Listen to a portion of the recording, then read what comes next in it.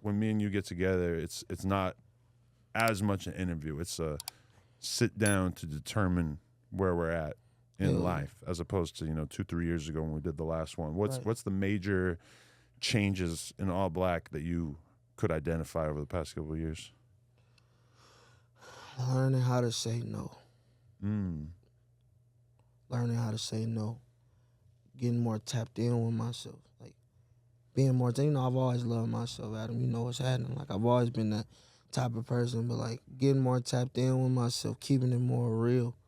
You know what I mean? With myself, getting around people that I can learn from for real. And I'm not just always teaching. Get around people I love. You know what I mean? Sometimes I need to get the game. Sometimes I need them reminders. You know what I mean? More of the time I need them reminders. You know what I mean? I need that. You know, that's what's been up. Just loving more of the music instead of like just loving the feel of what's going on. Like, you know what I mean? Loving the music more. I was at I was with Empire for a real long time. Oh, okay. So that's not a thing anymore? No, I'm with Create. Okay. I'm with Create Music Group down here in LA. It's a wonderful feeling, but I'm also Savers. Music Group. It's my big brother, J-Dub. Okay. Oakland, California. That's why I got him with me. You know what I mean? He's intro of my boy. How long y'all been working together?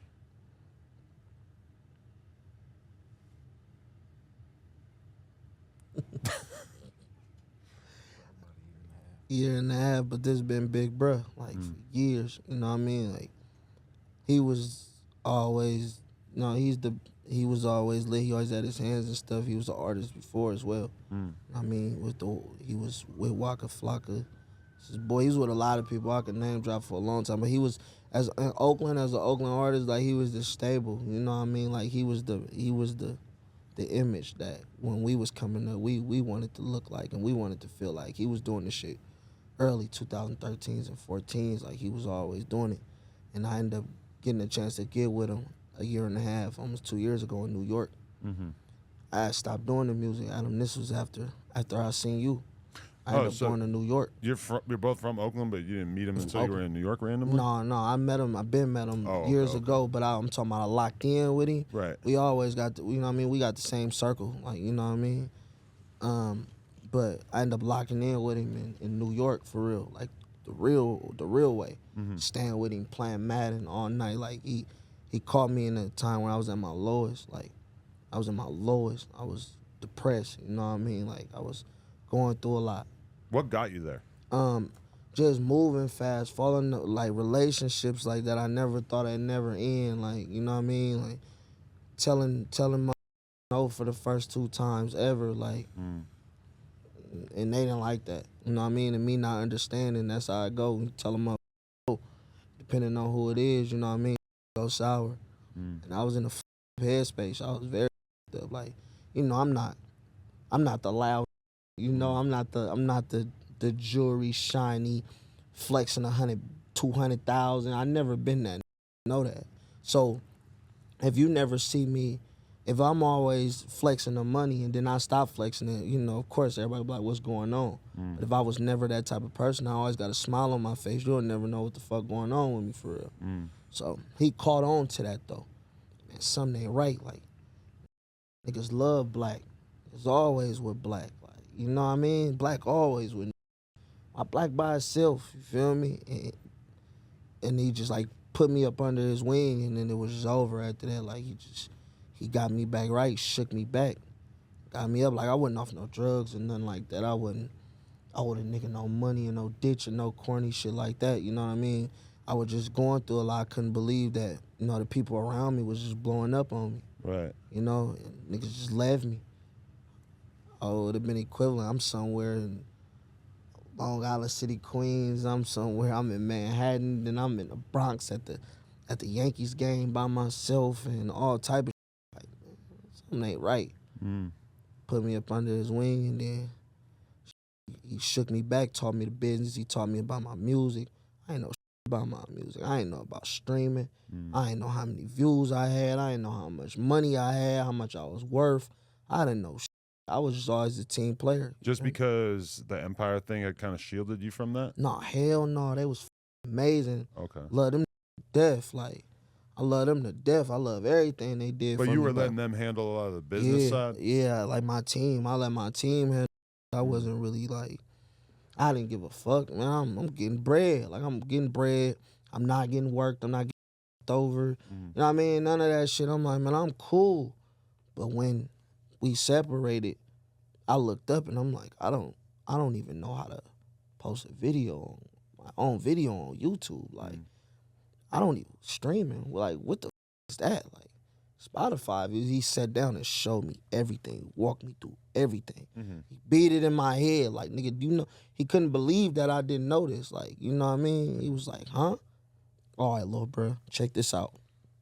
Let's go back to the drawing boards. You really, really went. He didn't even want to manage me at first. It was just on some like, you my little brother. Like, I'm going to get you right. He really didn't care about it. But I kept going like, bro, I don't know this, bro. He looking at me like, you really don't know this?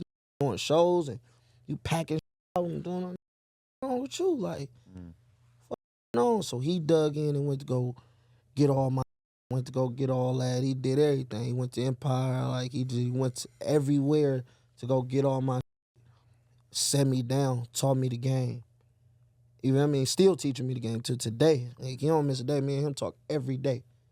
Every single day. Every trip you see me, anywhere you see me, bro, with me. You feel me? Or I'm with him. So did you lose the passion for music and then leave Empire? Or did you leave Empire kind of in the midst of you sort of losing the passion for a while there? Nah, it was when I was still Empire and everything was going on. Everything was hitting me. I'm getting into it with people, man. My people, they not handling my business. They not trying to answer the phone for me. I want nothing to do with me for real. And, you know, I'm like, then I reach out, you know, and they like, hey, we don't supposed to be running this. You supposed to have somebody running this, running that. So he just picked up he went and picked up all my shit, bro. Like, my shit wasn't just all the way scattered, but it was all over the place. Feel me? And he just went to go get me right, man. Just cleaned up a lot of shit. And he was just like, man, I know some people, bro. My little brother Kato, he got the huge record. He had the huge record go off. He had that record, and he manages him too. Okay. So he already, you know what I mean, was in talks with Create and knew him, and he know hella people. He in New York running hella plays. You know everybody in New York. Like, this nigga know people all over the place. He just made a few calls, asked me if that's what I really want to do. He sat around me for a minute, learned me.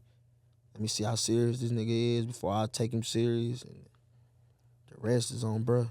It's interesting because when we did the last interview, you were talking about how this documentary was about to come out about you. Yeah. And the documentary comes out, and it makes it like extremely clear the connection that you have to where you're from and the people and how much you care about the culture as well as like the young kids and everything. The documentary is fucking dope. Yeah, but then you're telling me that part of why you like fell out of love with the music and got into a weird headspace was like realizing that you had to say no and that you couldn't really like be helping everybody along the way, which I feel like a huge percentage of rappers end up having that realization. Like, so many times I've been watching an interview with a rapper or doing the interview and I just hear them say, you know, yeah, this is about my people. Like, I'm not trying to be the one with money. I'm trying to help my whole team come up and stuff. And it's a noble goal, but the reality is that usually along the way, those people figure out that you're probably going to have to be selfish to some degree. Man, it was like, I looked up and you right, I looked up and I'm like, I didn't really teach niggas how to fish. I didn't know how to fish. You know what I mean? How I'm going to teach niggas something I don't know? You know? I don't know how to teach niggas how to fish. I just know how to give. You know what I mean? I just know how to give. I know how to do, you know what I mean? And the few people you do tell no to and they react, you know what I mean? They can crush you deep. You know what I mean? You never expecting this, and then there's other people who help and handle your business who it ain't even about you telling them no. It's just about them, you know what I mean? They got this way. They want to go this way, and I'm going this way. But we was all going this way. You want to go this way. Nothing wrong with that. Still love you to death, you feel me? But dead stock in the middle. Just let go, you know what I mean? It was a gamble, bro. You just sit there, you got all this money, you got all this love, all this attention, you know what I mean? But you really empty. You looking around, you like, but I don't even know how to book a show. I don't even like what the fuck. Like everybody from the outside looking in, they on some like, nah, bro, like God, like this and this and that. It was there, but I'm an honest nigga. I'm not finna. You know what I mean? You the man. You do that. You know what I mean? You that, or you run that. I don't want to hear it. I don't want to hear about all this. Nah, I knew where my money was going. Definitely, of course. You know. But as far as the cooking this up and setting this up and doing, I ain't know nothing about that. Man, I couldn't tell you nothing, bro. I couldn't tell you how to sign in to this shit, man. I never had Spotify on my phone. You know, bro came through and just, nigga, do you know who you are? Like, you know what you got? Like, he doctored me back. I didn't know he was doing it though. I really didn't know he was doing it. You know what I mean? But it's a blessing, bro. It shook me back. It took some months, shook me back. We went to create, got on the ball. She just taught me how to hustle. He taught me how to hustle, bro. You gotta get back outside. You gotta make them love you again. You took a break, bro. You took a deep break. This ain't times you can take breaks. He taught me how to. He basically like put me back out there and was like, man, you gotta make them love you again. Do that shit you do. Do that all black shit you do. All them raging ass shows you got, all them mosh pits and all that. No. Get back out there and do that. But he prepped me, groomed me before I got out there. He you know what I mean? I had to get my spunk back. You know, and it was over. I caught on pretty fast though. You know what I mean? Once I felt that love and seeing how far I can go with this shit, it was over with. And I just locked in Savage University. I came Savage University. You feel me? Then I came and create.